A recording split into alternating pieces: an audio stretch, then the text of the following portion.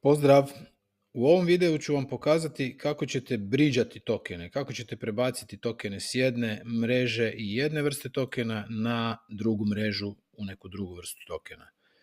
Najbolje da to radimo, to se uvijek radi preko nekog bridža. Jedan od najpouzdanijih je Jumper Exchange, pa ću vam pokazati, evo tu sam ga već tražio, Jumper Exchange. Znači u Google pišete Jumper Exchange i prvi rezultat bi vas trebao odvesti na Jumper Exchange, to je bridge. Pazite tu gore da vam piše jumper.exchange. Ovdje imate izbornik, znači prvo se morate spojiti sa recimo MetaMask walletom na kojem imate tokene koje želite bridžati. Ja sam se spojio. Znači u prvom izborniku ćete odabrati koje tokene s koje mreže želite bridžati prema nekim drugim tokenima. Znači, evo ja ću za ovaj slučaj bridžat Ether sa Ether mreže. Znači ovo su mreže sa kojih bridžate.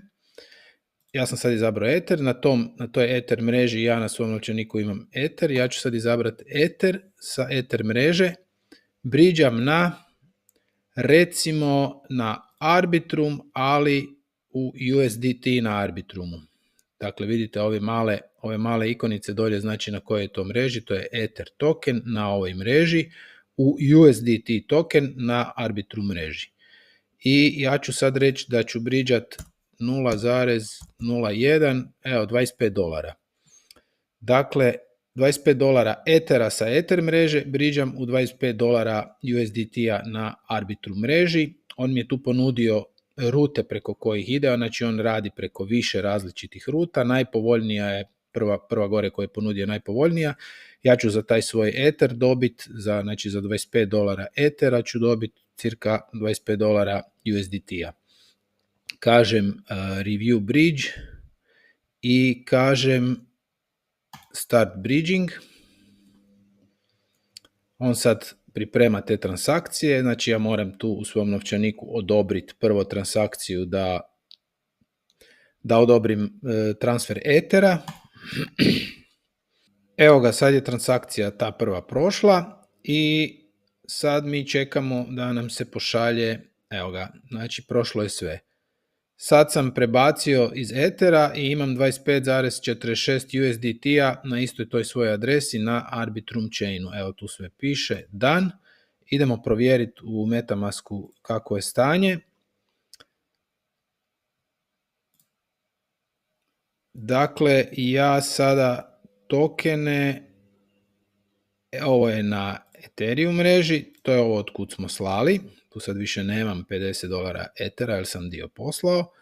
I tu u padajućem meniju izaberemo Arbitrum na koji smo poslali i kažemo tokeni i evo tu mi se pojavilo Tether, $25 Tethera. Dakle, ja sad imam $25 vrijednosti Tethera na Arbitrumu kao što smo i htjeli. Evo još jedna napomena zašto je Jumper Exchange dobar odabir. Dakle, ima više tih bridževa, a Jumper Exchange je dobar zato što tu gore vidjet ćete skupljate bodove. Znači svaki put kad napravite neku transakciju, odnosno kad nešto bridžate, tu vam se povećava broj bodova, a nagađa se da će ti bodovi se pretvoriti u airdrop jednom kad Jumper Exchange izbaci svoje tokene. Ne zna se službeno kada ni kao da li će biti, ali evo u pravilu to bude tako. Šta je airdrop? Airdrop je način distribucije tokena, znači kad imate neki projekt novi koji izbacuje svoje tokene, njemu je ideja da ti tokeni budu široko distribuirani, da što veći broj ljudi dobije taj token, da bude što decentraliziranije. Kako će oni to postići? Tako da skupljaju zapravo adrese ljudi koji su radili interakciju s njihovim projektom i na tu bazu adresa u trenutku kad token nastaje, oni pošalju jednu količinu tokena tim korisnicima u znak zahvalnosti što su ih oni podržali u ranoj fazi, a i imaju benefit od toga da se ti tokeni široko distribuiraju. Tako nastaju airdropi i ovdje imate šansu za dobiti taj airdrop ako koristite Jumper Exchange. Kažem, nije ništa službeno, ali u pravilu to tako funkcionira. Evo ga, to je to za sada i vidimo se u nekom drugom videu. Pozdrav!